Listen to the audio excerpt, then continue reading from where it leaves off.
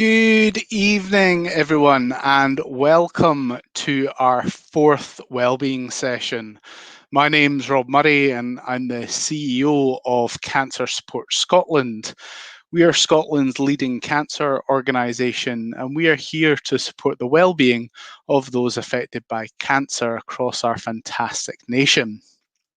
We launched the Wellbeing Nations at the start of the pandemic and have grown in popularity since then, reaching over 35,000 people. We've been really pleased to welcome people such as Professor John Mitchell, the Cabinet Secretary for Health and Sport, Jean Freeman, MSP, and Professor Jason Leach. And through popular demand, tonight we're going to be welcomed by two remarkable individuals, Lesley Malcolm and Louise Nind. And tonight's session is going to be focusing on cancer in the workplace. Now, you might be wondering why we're bringing up this topic. Our counsellors support people from all walks of life, and one of the topics that comes up quite a lot is about cancer in the workplace. How do you engage with people when you've found out that you've got a cancer diagnosis? How do you get support? Do you tell your employers? Do you tell your friends and family? And the emotional roller coaster that you can be on when you do have cancer and you're in the workplace. So I'm really pleased that tonight we've got two highly skilled professionals that are going to be providing some sound advice. But before I bring both of them on, I just want to let you know a little bit about Cancer Support Scotland. It's our 40th year as a charity, your wellbeing champions, and we're really proud of that. During this time, we have not shied away from our responsibilities. We continue to provide free counselling to those across Scotland. We have developed a range of self-help guides, and you can access those via our website, cancersupportscotland.org. And if you click on self-help, you'll be able to get access to all those amazing resources designed by our fantastic team. We also deliver stress management workshops. So if you're looking for ways in which you can engage with other people who are affected by cancer or their carers, we run a 5-week program on Zoom where you're able to engage with people and get techniques and how to manage your stress levels, your breathing techniques, and improve your resilience. We also do a whole host of other things, such as wellbeing calls and making sure that we are here for you. So do visit our website. We are a charity, so we do rely on the goodwill of the Scottish public, and we know how great you guys are. So if you are feeling that you can donate during this festive period as we're entering into it, please do visit our website and click on donate. We really would welcome your donations. But let's get started to the main event. We've been flooded by some of your questions, and I'm really pleased to welcome Louise and Lesley here tonight for our session. Thank you, Louise and Lesley, for joining us. And by a way of little introduction, Louise is one of our counsellors, and we're really proud of Louise joining us this evening. Louise has been one of our volunteer counsellors and then joined us for a spell thanks to the Wellbeing Fund as a staff counsellor as well. And really pleased that Lesley is able to join us this evening. We're also joined tonight by Lesley Malcolm from Rainbow HR. And Lesley is a HR practitioner who brings over 20 years of experience in the HR field, and more recently her practice is taking her into the mental health and wellbeing side of HR practice. So thank you both very much for joining us this evening. I look forward to our discussions, and we'll get cracking if that's okay with both of you. Yeah, fantastic. Great. So we've had a flurry of questions, and we'll just get cracking if that's okay. So the first question is from Peter, and his question is, having recently experienced a sign and symptom of cancer, and subsequently speaking to my GP, I now need to attend one or possibly more hospital appointments. Should I share this with my employer in case this leads to further appointments or time off? And Lesley, I think that's probably more appropriate if you wish to answer that question. Yeah, I mean, from my perspective, I would say ideally yes. You know that, and you know, from an HR perspective, I would like to think that your employer would be sympathetic, empathetic, and be supportive in that. And you know, obviously, cancer we know is covered under the Equality Act. You know, it's very specific in terms of, you know, you cannot discriminate against somebody from cancer with cancer, and that, you know, and that actually starts from the first day of diagnosis. And so, in order for and you know, and as part of the Equality Act, where, you know, it's a disability which cancer is, you know, is deemed as, you know, you have to make reasonable adjustments, and part of those reasonable adjustments can be time off, for example. You know, that can be, you know, part of a whole host of reasonable adjustments the employer has. But I'm very aware, so I would say yes, because I know how I would want to treat somebody who is in that position. But what I also say is, you know your own employer, and you do have a right to privacy. But at the same time, you know, they can't really support you if they don't know. So it's, you know, it's making sure, you know, if you think that your employer is supportive, and I would hope that, you know, 95% of employers would be, I would hope, then I would always say yes, because that way, you know, if things do progress, then you've already made that, you know, you've already had that conversation, and it makes it easier to move things forward. Okay, thank you for that. I need to remember to take myself off mute, because I don't want to be the person that someone says, remember and take yourself off mute tonight. So we know the next question's from Julie. And her question is, I find that the longer restrictions can continue, my ability to remain motivated at work each day is getting harder. Should I speak to my manager about this? And is there ways to help improve my motivation? So I guess there's two elements to this question. There's a bit about motivation and looking after well-being, and there's a little bit about speaking to line manager. So Louise, do you maybe want to start a wee bit about motivation and looking after your well-being during this challenging time? And then Lesley, do you want to pick up a bit about the manager side of things? Yeah.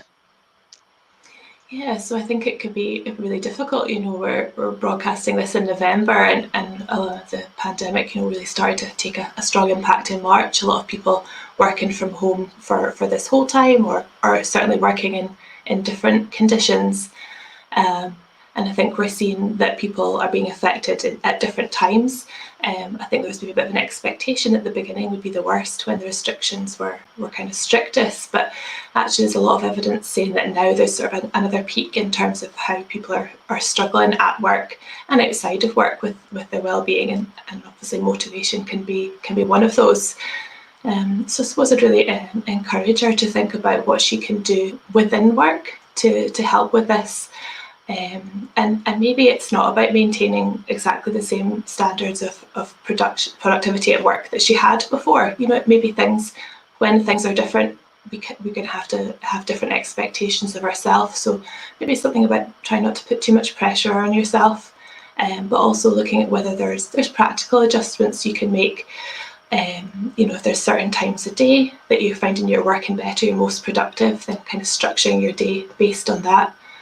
Making lists, getting your priorities for your workload. But I think that a really key part of this is looking after your well-being more generally as well, and seeing that the motivation is maybe how that struggling is coming out. So also outside of working time, making sure that you're within what we're allowed to do. And I appreciate it is difficult, there's so much that we can't do, but looking at how can you have fun, how can you connect with people, how can you relax, be able to get some exercise, get some time outside, and hopefully by helping with all these things, your well-being improving generally, then that can filter down to your motivation at work as well. Mm-hmm.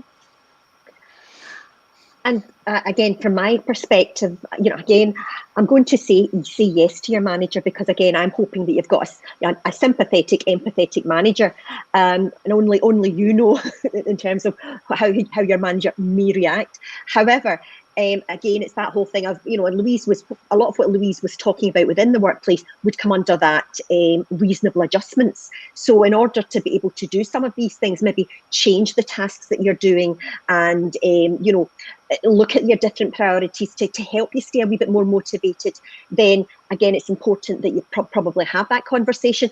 I mean, what I think is always really good is if you go to your manager with solutions.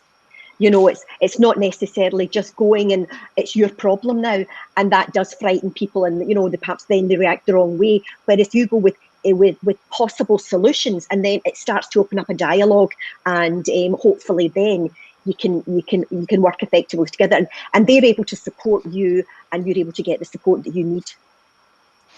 Okay, thank you both. So this question is from someone called Scott, and he has been diagnosed with pancreatic cancer, and he has been working through this for the past few months. However, due to COVID and everything that's going on with the business that he is employed with, his employers informed him that he's now been put at risk of redundancy, and he's been offered with a decent package so that he can spend more time with his family. And apparently the employer has actually said it's so that he can spend time with family given the cancer. Scott doesn't want to leave his work, and because it's who he is. He's asking the question, can his workplace do this? And what advice would you have for him? I think that's probably one for you, Lesley. Yeah, I mean, when we talk about this whole concept of redundancy, regardless of in what context, jobs are redundant, not people. Yes, the people occupy the jobs, but the job has to be redundant. And in order to obviously, and again, and at this time, of course, it could be, in terms of trying to have to, it might be particular jobs have to go, or it might be just having to cut the workforce, etc. But in order to be fair, the employer should, have a criteria in terms of how they evaluate if there are more than one person within a role, or they can actually justify that role is the one that has to go. There should be some sort of criteria, and that should be around things like the productivity and the skills and all sorts of other things. A lot of employers do put attendance, for example, and things like that on it, and that we're getting into the realms of discrimination. I mean, basically. And I don't know, obviously, the employer side of this. I'm only going on what Scott says. But, it does sound like his employer is dipping his toes into discrimination in terms of he's being made redundant as a result of his illness. And, that cannot be. So I would suggest that he goes and talks to his employer and asks, why, what was the criteria that it was based on, and take it from there. Because there should be, it's not just a case of you can just pick somebody and decide that because of, their illness, they should be made redundant. It's about the role, and the reason why I'm probably being a little bit more, I'm giving his employer a little bit more leeway is I'd like to think that he's doing it with the best of intentions, but the reality is it's possibly not it's not legal in that respect. He could be directly or indirectly discriminating against Scott. So I think the first instance, have a conversation with him in terms of, why why is the role being made redundant, and what was the criteria that you based it on. Mm-hmm. Mm-hmm. And I guess just before I come on to another question for Louise, just a follow-up. Alice has asked a question sort of similar in terms of she's basically been put on furlough because she has cancer. And she's asking the question, can her employer say that she's been put on furlough because she has cancer? The thing about furlough is it's a very new concept to us all, and it's evolving. So in that respect, I'm kind of hedging my bets here, but my thoughts would be not because of cancer. It's furlough's there in order to retain the workforce, in order to allow the business to stay in existence.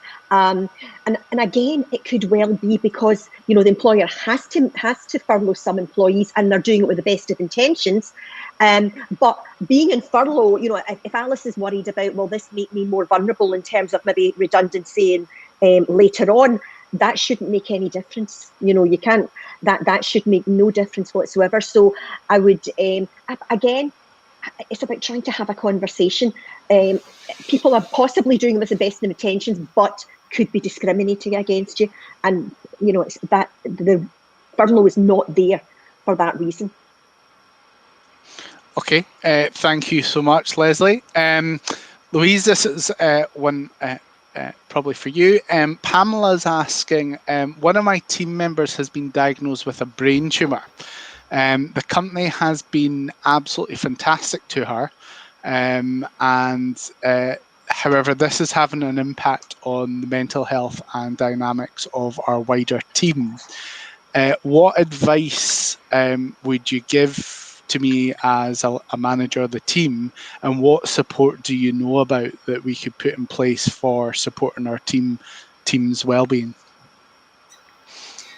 Okay, well, I think there's some real positives, in Pamela's question there, that she feels that her organisation is well supporting this individual. So that's great to hear. And then I hear from her how compassionate she's been, noticing the impact on the wider team and wanting to look out for them as well. And I think it's that important recognition that when someone has a diagnosis of cancer, that it doesn't just impact them, but it also impacts their wider circle, whether that's friends, family, and colleagues as well.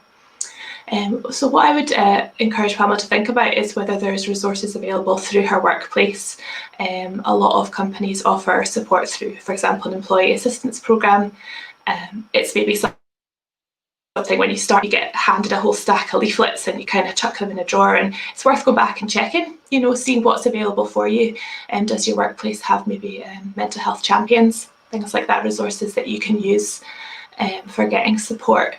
And then I suppose it's also about communication in your team, trying to encourage an environment of normalising, being open about how people are doing, so they have that opportunity to have support from her as a manager if they would like it. And I think another thing that Pamela can do that can be really valuable for her team is thinking about kind of modelling good behaviour at work in terms of self-care and boundaries. So kind of being explicit with her team about things like taking annual leave this year, even though we can't go on holiday in the way we normally would, it's still important to have time off to look after yourself, taking breaks for lunch, giving yourself that time. And I know it's difficult with the shorter days, but trying to get some sunlight. So maybe as a manager, kind of having those conversations about going for a walk on lunchtime, and sort of by showing people how she's taking care of her own well-being, it also can help normalise that in the workplace for other people, feeling that they can take that for themselves as well. Okay, thank you. Liza, have you got anything you wanted to add to that? No, I think the whole sort of conversation is very, very important, in terms of making sure that everybody understands that we need to talk to one another, and we need to understand where we're all coming from. But I think, as I said, I'm always, where we can, it's about telling people so that they can be supportive, so that they can help, and giving them tools to do that. But I think Louise's thing about the employee assistance programme, they are grossly underused in organisations, and certainly, as I said, I've worked in many organisations that had them, and they're a fantastic benefit from an individual and from a team perspective. And in many of them, managers can actually phone up and get support on how they manage their teams and in how they support their teams in times of trauma, etc. So, it's well worth, if you have got one, looking into all the benefits that it can give you. Absolutely. Okay, we've got a really good question here. They're all great, but this one got me thinking.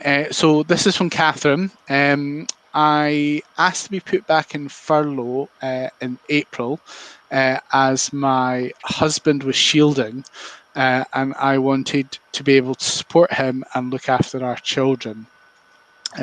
So I'm assuming her husband has cancer. I have been asked to return to work in my place of work as I'm unable to work from home.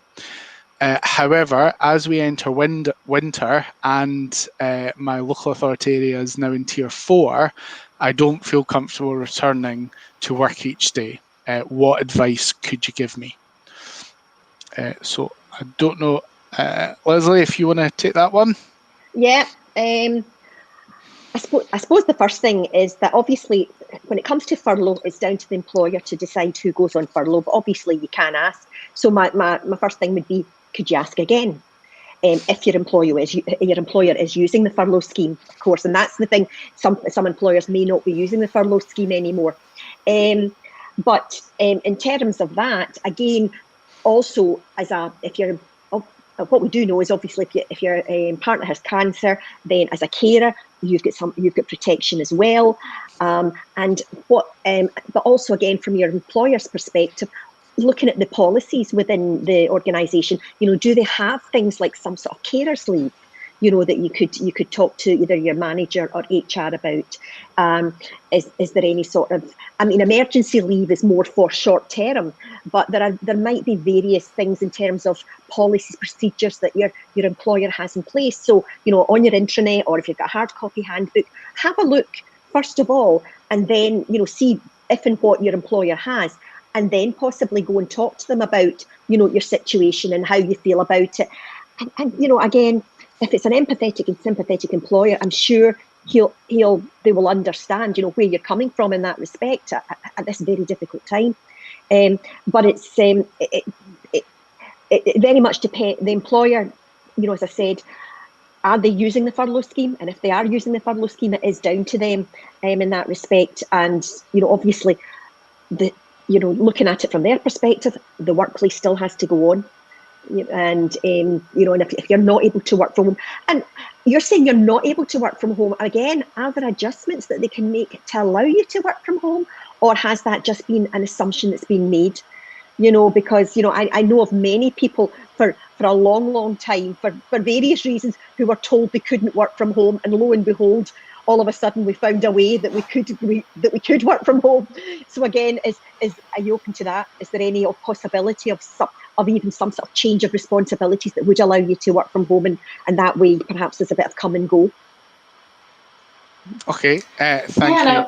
I wonder about adding to that a little bit as well, just to say, if Catherine does find herself in a situation where she feels that she will be returning, is kind of to take a bit of time, maybe speaking to someone for some support about, she says she's not feeling comfortable, what is that discomfort, and is there support she can have with that? So I guess I'm thinking things like, she might not be aware of adjustments that have taken place in her workplace to protect against kind of risk of COVID. So maybe by just having a conversation with their manager, learning, since April, how has the work changed to keep the staff safe?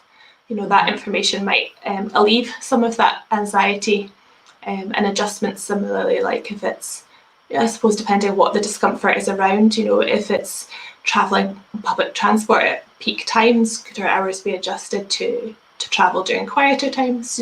Kind of picking apart what is the discomfort, and is there an opportunity to have support with that if she is returning? Absolutely, fantastic. Okay, I think this question's maybe for you, Louise, and is a nice segue into some of the services we provide. A nice plant here, Stephen, but an important question nonetheless. So Stephen's asking, I'm in remission and working from home. I thought I'd put cancer behind me and was enjoying getting back to work. However, since lockdown, I've been finding myself feeling very angry and upset at the smallest things. And I've my mental health's just been decreasing. I'm worried about asking my employer for time off, as I think she'll see this as being negative, and I hear a lot about job cuts and redundancies. How can I go about looking after my feelings of anger and upset?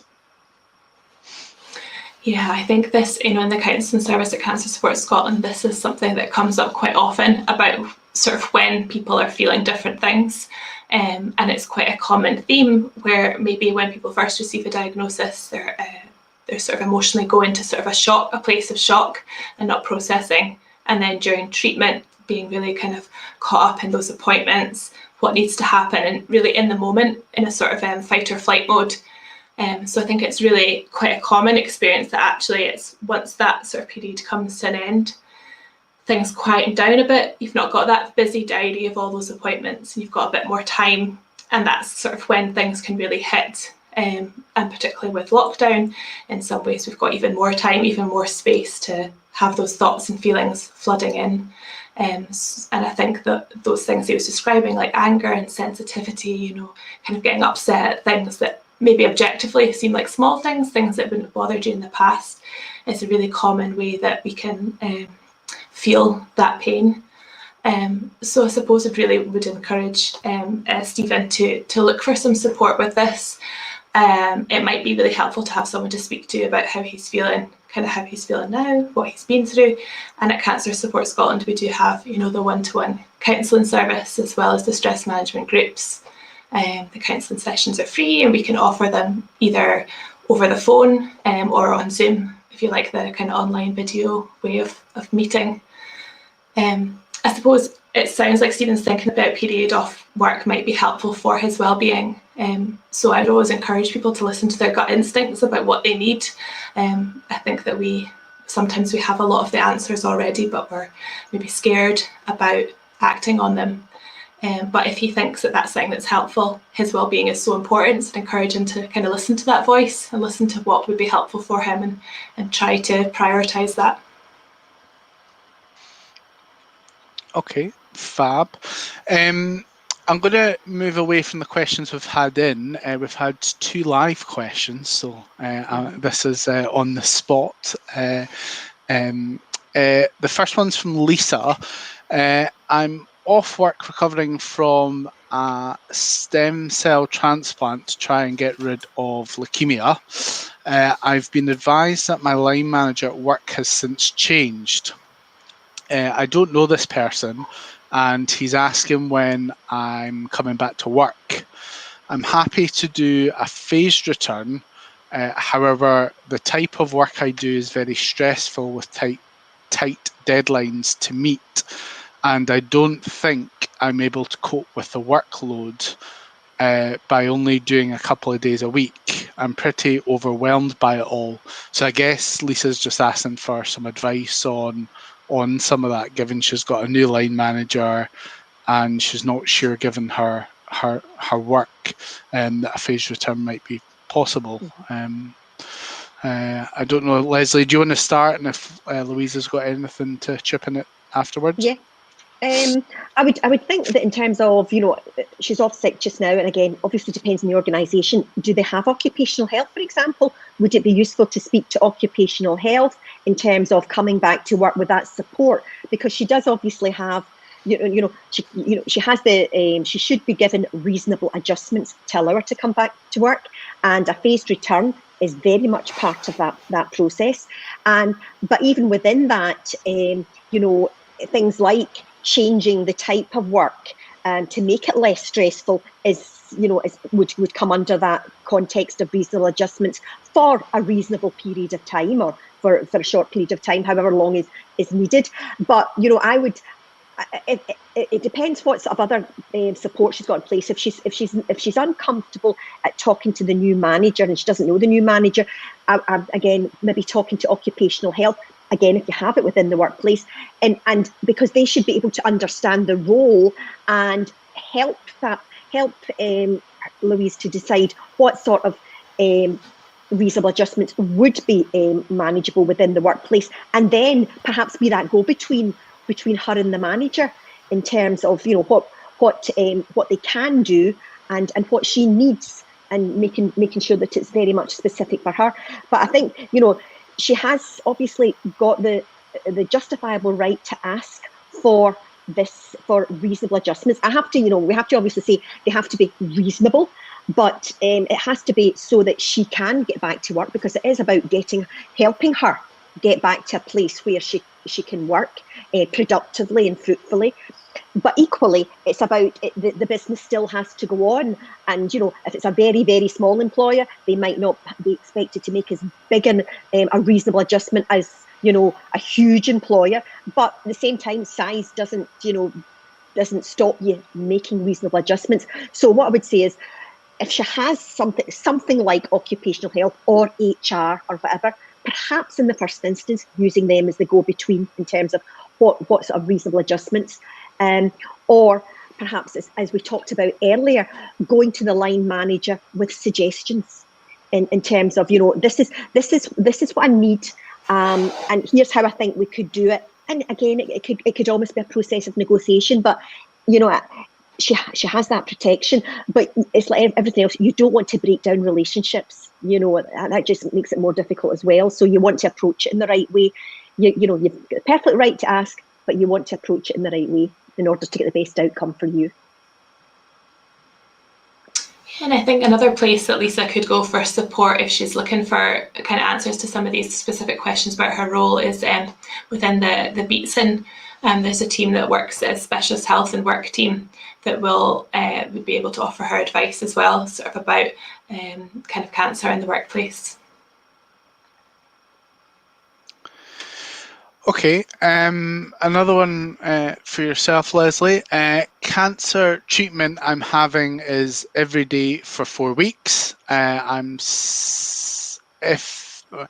treatment I'm having is every day for 4 weeks.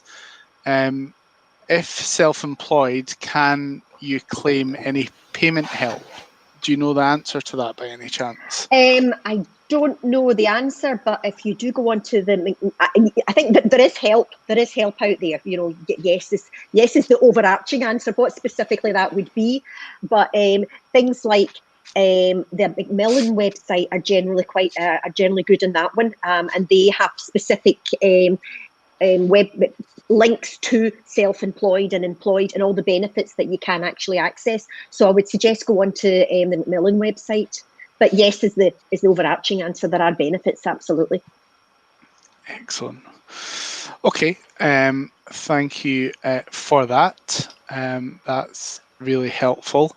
When we're talking about the redundancy at the start and the person that had come up with his employer talking about cancer and the redundancy so it can spend more time with family. Someone that I know who is involved in HR as well has mentioned, hi Donna, has also mentioned to check whether or not it could be health, whether it's health retirement or redundancy. I don't know Absolutely. if that's something, Lesley, that you can comment on.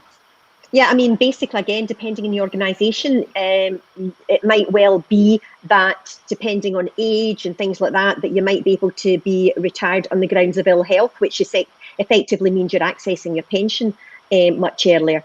So yeah, that absolutely could be a route.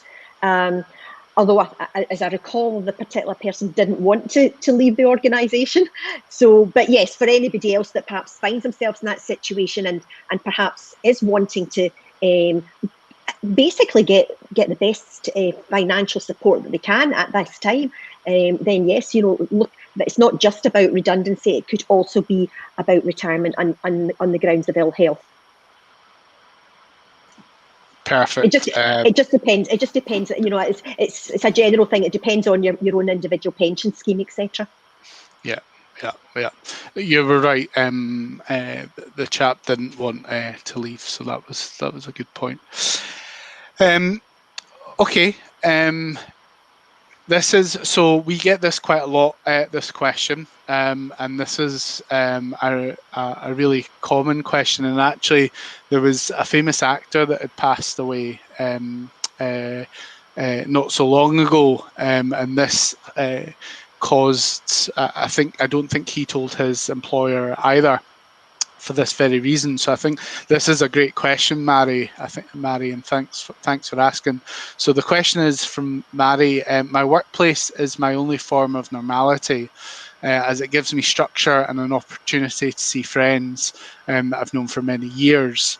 I've been diagnosed with cancer and do not want to tell my boss or friends, as I think they will pity me. I don't want them to do that. I don't want things to change.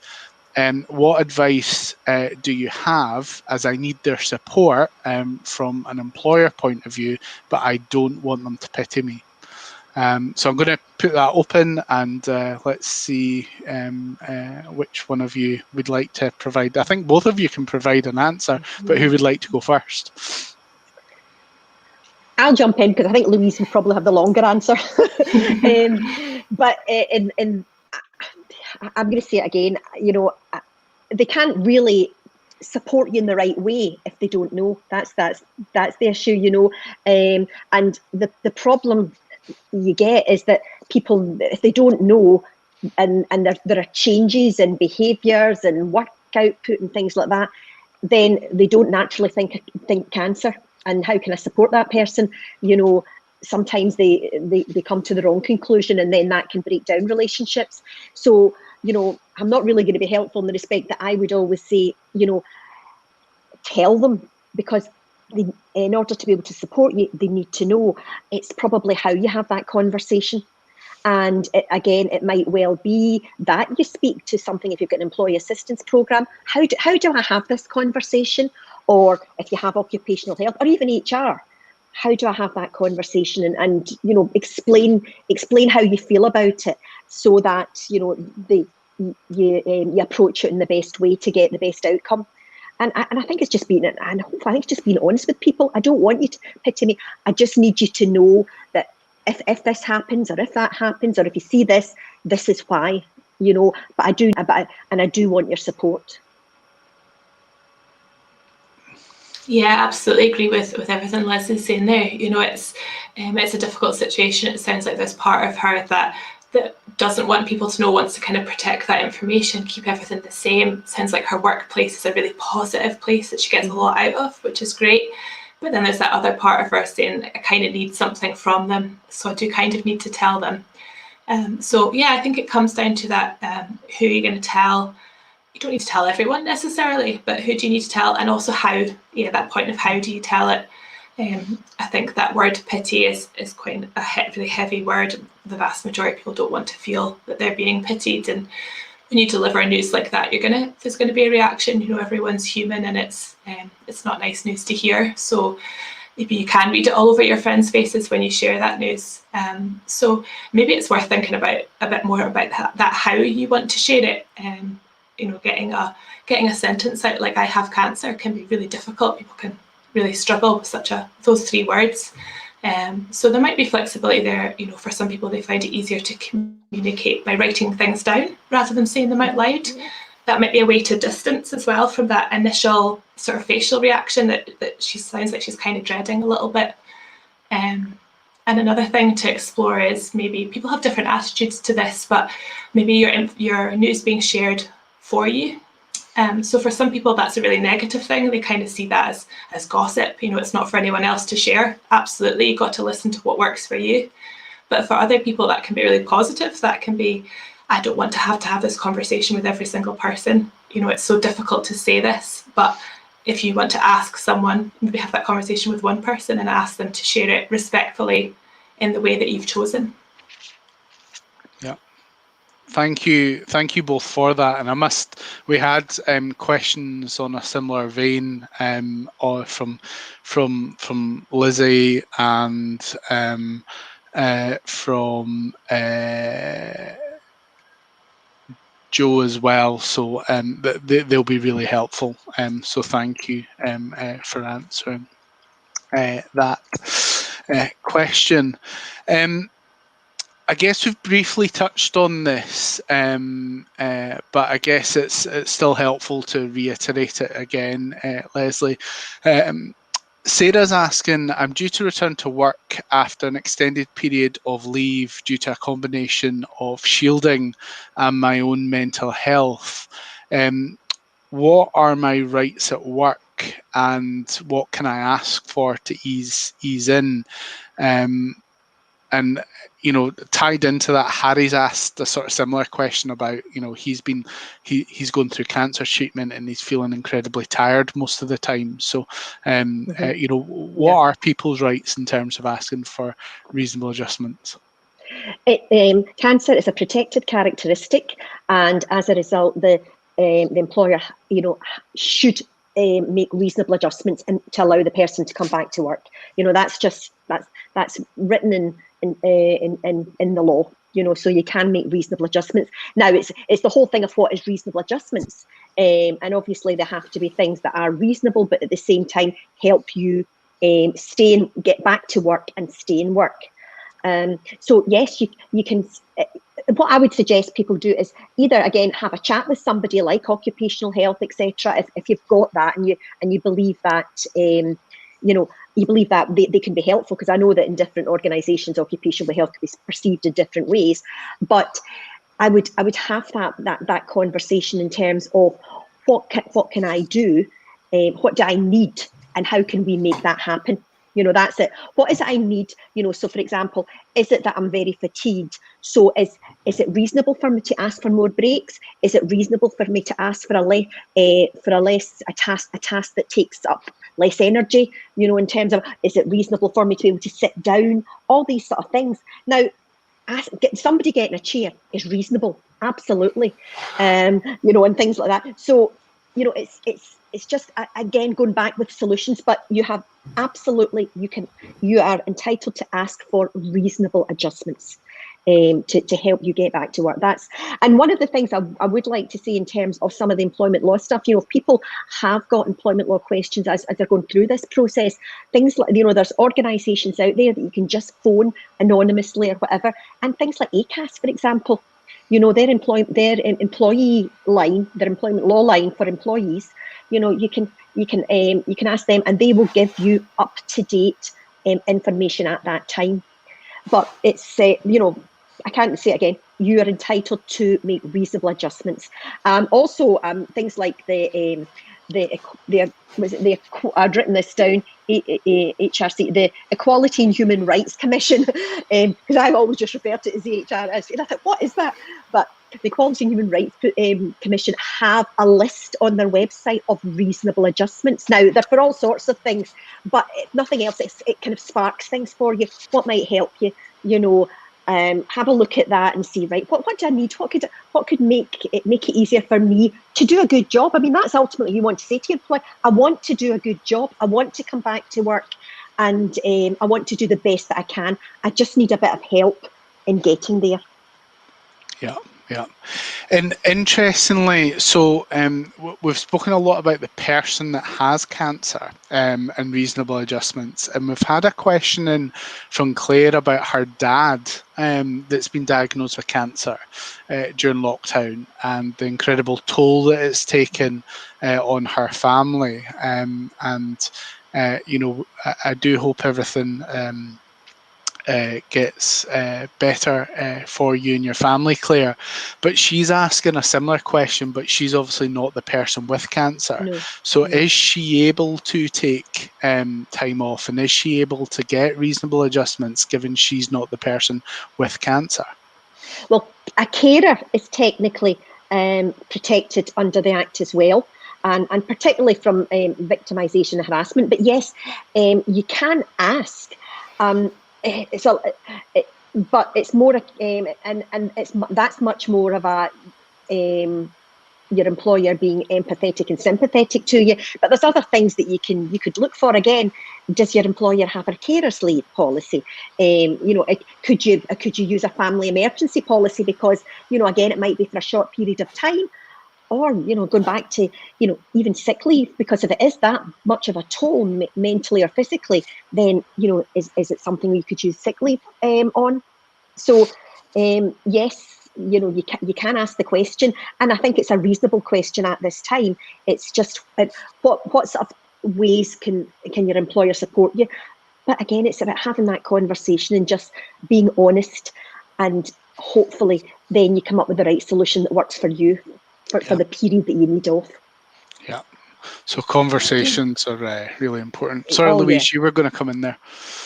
Yeah, I was just going to add for Claire, you know, I mean, as well as the sort of hopefully having flexibility and adjustments at work, you know, in terms of that emotional toll that's taking, you know, that there are other supports available for in terms of emotional well-being as well.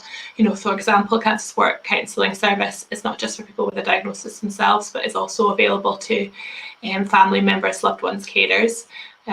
So there's other support that she can access as well with what she's going through herself. Absolutely. Okay, we've got about 2 questions left. Time flies when you're having fun. It really does. So Joe's asked a question. One of my team is due to return from work after long-term absence with cancer. I haven't found my manager hasn't been helpful. And I want to know how I can support my colleagues, and I want to know how I can support the colleague that's due to return back from cancer treatment so that they feel comfortable. So again, this seems to be, I've been to a few conferences over the years, given Cancer Support Scotland does provide support to employers and to employees of those who are going through cancer treatment. And this comes up quite a lot when employers aren't providing a lot of support, and we try and provide advice to the employers. Yeah, I'd be keen to hear from both of you on what your thoughts are and how we can provide some advice to Joe. I suppose right, go ahead. Again, I'm going to come back to the old one. It's about, you know, for Joe, having the conversation with the employee, you know, in terms of what it is that the employee thinks they might need that'll help them feel comfortable coming back to work. You know, again, because obviously, as we've mentioned, the reasonable adjustments, again, they are entitled to them. But it's you know, in a bigger scale, you know, the one thing that where from a disability discrimination perspective, one of the main reasons employers lose them is when they don't, there is a perception that they have not made reasonable adjustments. So it's very much about having that conversation with people. And you know, so I would be saying to Joe, okay, so your manager has it, but it's first of all have a conversation with the person.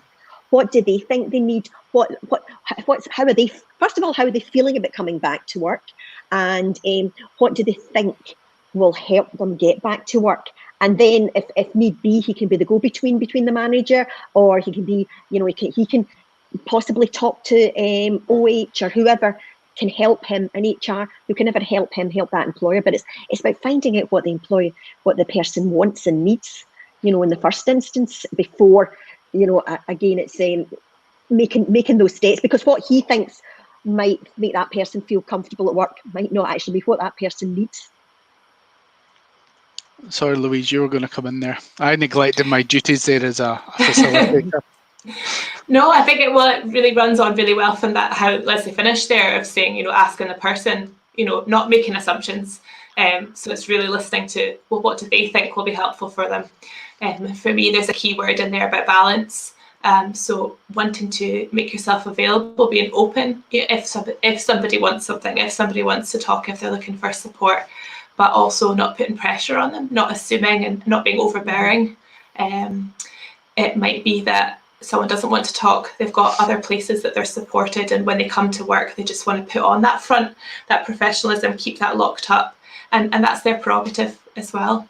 So it's really listening to what the person wants, having a bit of balance.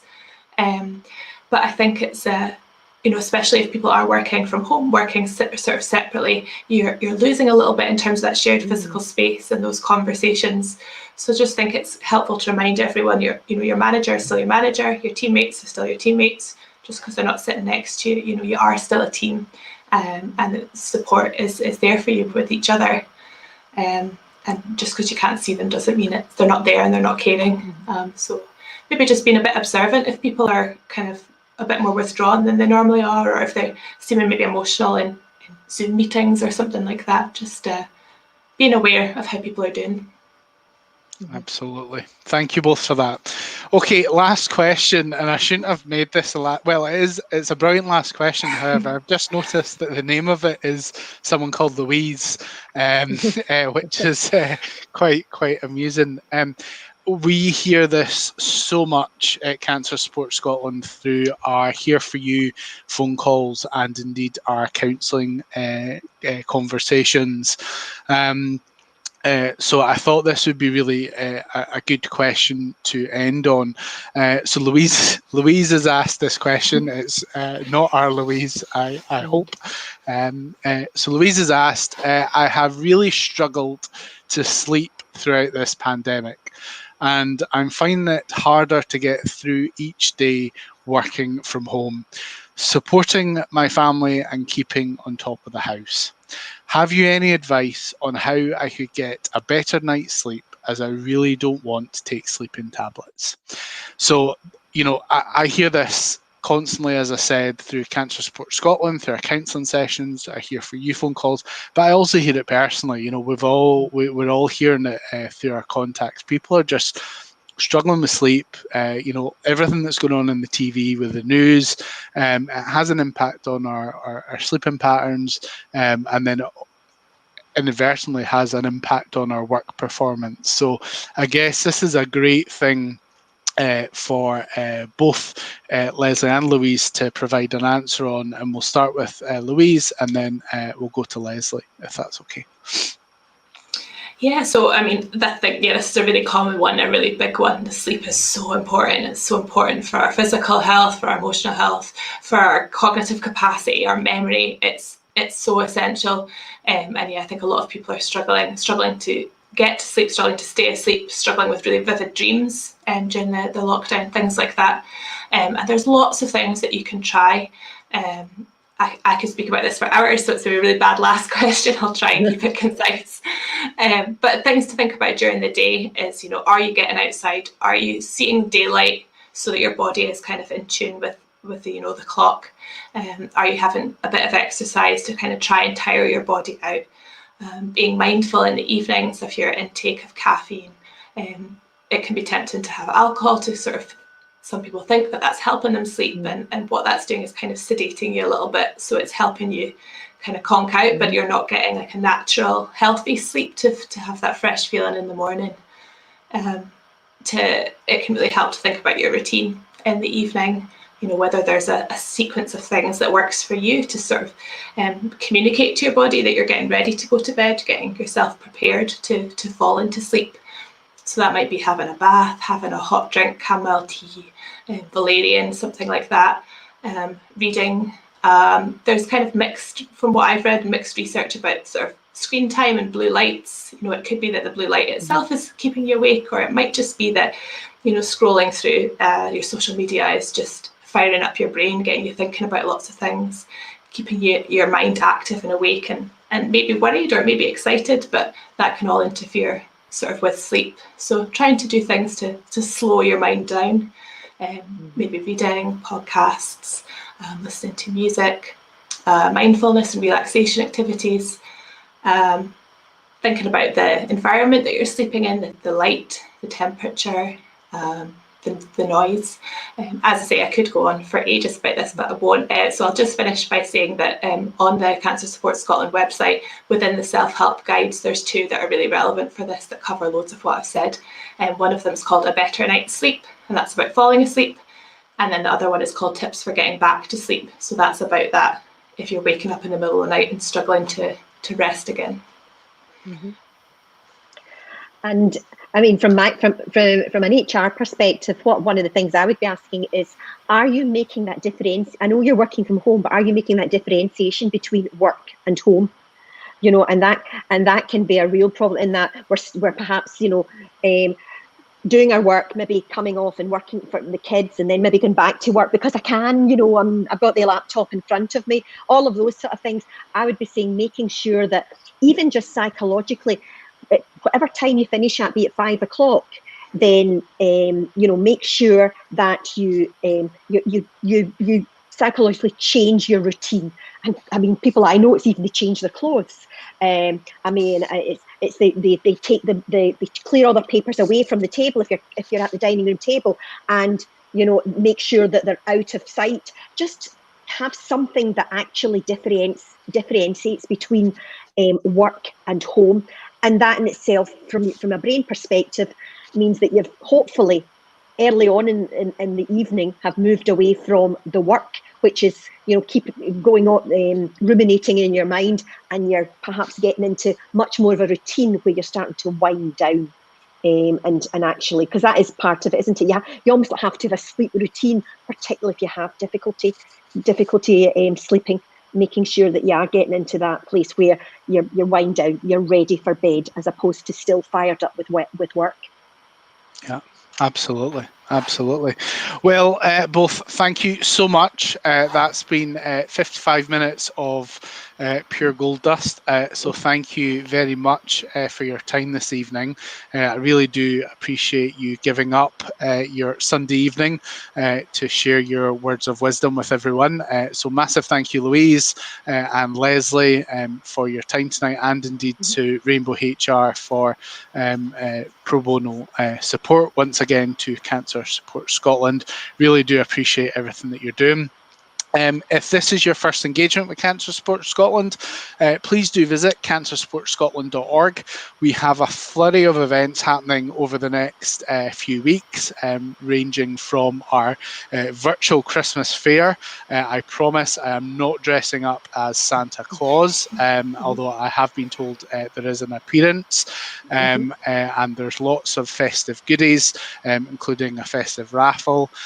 We have our online shop, and there's also a fantastic gin tasting night coming up, and a yoga night, which I believe my mother, of all things, has signed up for that as well. So if you're interested in supporting the charity, as I said, we rely on your donations. Please do visit cancersupportscotland.org. Louise, Lesley, thank you very much for your expertise tonight, and to everyone that was watching and will watch in the subsequent days, thank you very much. Take care and enjoy the rest of your Sunday evening. Bye now. Thank you for having me. Bye. Bye. Bye.